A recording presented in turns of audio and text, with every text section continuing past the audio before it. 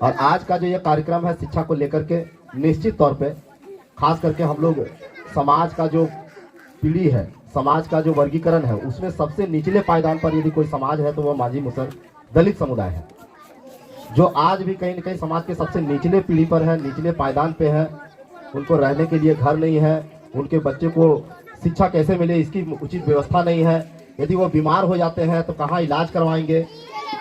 मेरा कहना है कि जो वर्ग जो आगे बढ़ गए हैं, पढ़ लिख गए हैं, ऊंचे ऊंचे उनका कहीं ना कहीं मकान बना हुआ है, उनके बच्चे अच्छे स्कूल में पढ़ते हैं और लोग उनको कहीं ना कहीं सम्मान की दृष्टि से देखते हैं।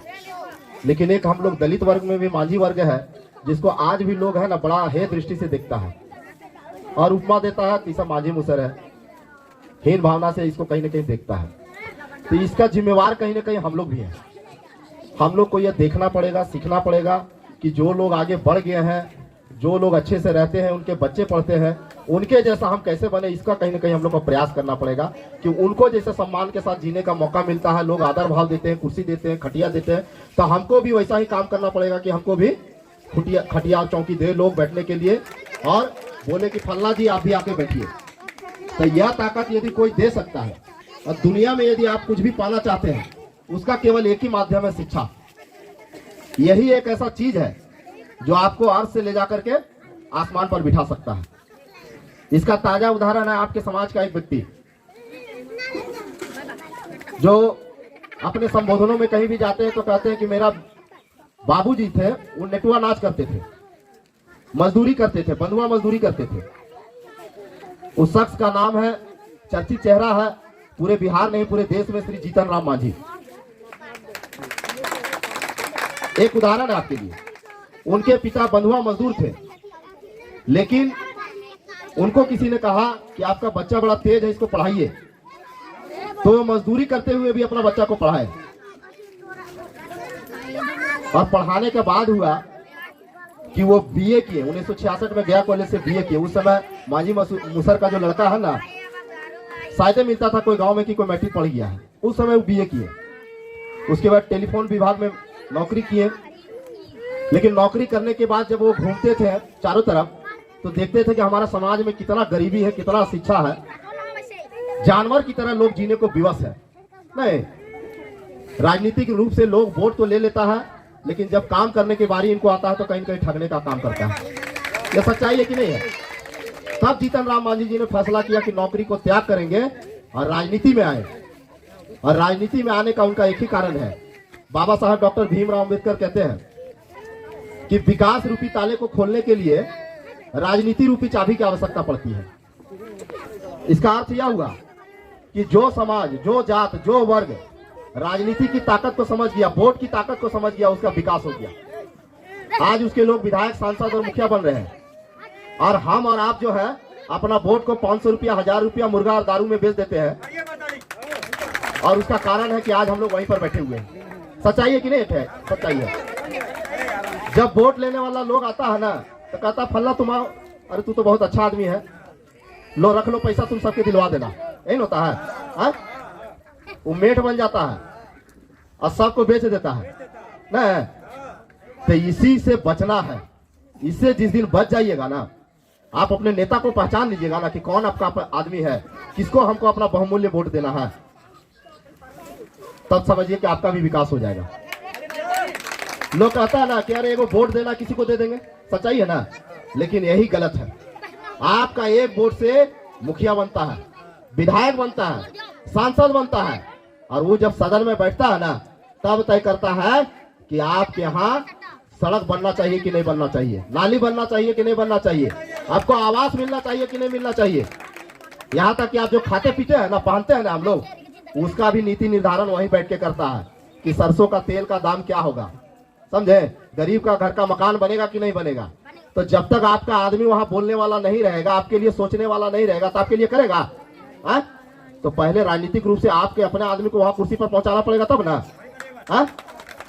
इसी बात को लेकर के जीतन राम मांझी बिहार के कोने कोने में घूम रहे हैं और अपने लोगों को जगाने का काम कर रहे हैं कि आप आइए, राजनीतिक रूप से जागिए, हम आपकी अगुवाई करने के लिए तैयार हैं।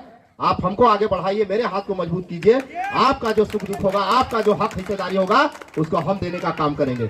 और इसी को लेकर के जीतन राम मांझी जी हम पार्टी का गठन किए हैं। और आज उसका उदाहरण है कि हम जैसे लड़के देख रहे हैं, योगेंद्र जी हैं, रंजीत बाबू है, वीरेंद्र जी पत्रकार है, हम लोग पूरे गया जिला में घूम घूम करके अपने लोगों को जगाने का काम कर रहे हैं। किसी तरह का थाना पुलिस का मामला हो जाता है, ब्लॉक का मामला हो जाता है, तो ऐसे लोग को मदद करने का काम करते हैं, समझे।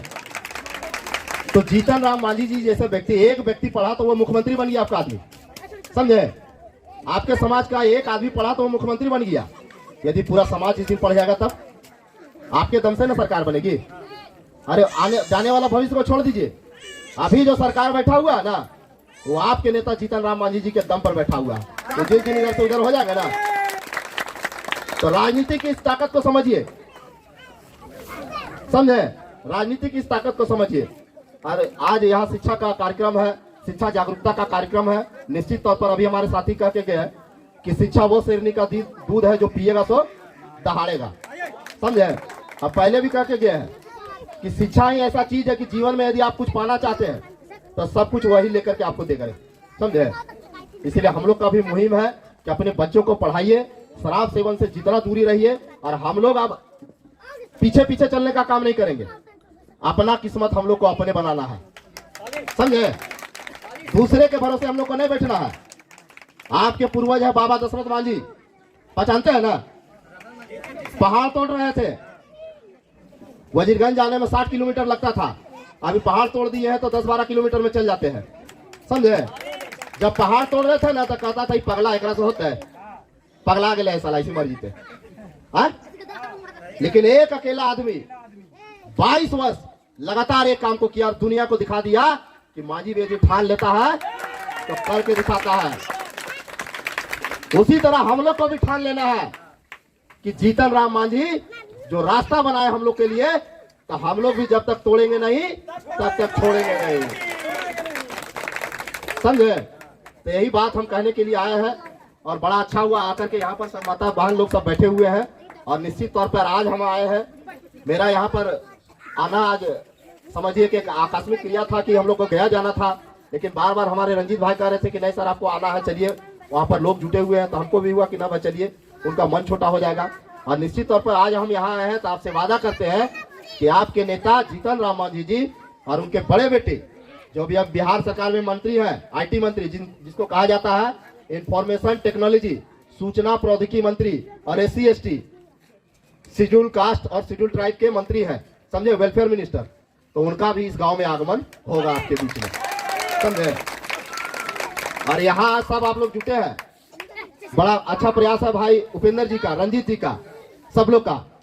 यहाँ आना मेरा तभी सार्थक होगा जब आप लोग हाथ उठा करके हमको आश्वासन दीजिएगा, इस बात का प्रण दीजिएगा कि आधा रोटी खाएंगे लेकिन अपना बच्चा को पढ़ाएंगे, तभी मेरा यहाँ आना सार्थक होगा, समझे। तो क्या आप लोग तैयार हैं? तो हाथ उठा करके कहिए, सब अपने बच्चे को पढ़ाइएगा ना, है? काहे ने आधा रोटी खाना पड़े, एक टाइम खाना पड़े, लेकिन अपना बच्चा को पढ़ाएंगे। 300 रुपया कमाएंगे तो उसको 100 रुपया ट्यूशन फी देंगे, लेकिन उसको पढ़ाएंगे। हम लोग को बनना किनके जैसा? जीतन राम मांझी जी के जैसा, दशरथ मांझी जी के जैसा। तो ठान लिए तो ठान लिए, समझे।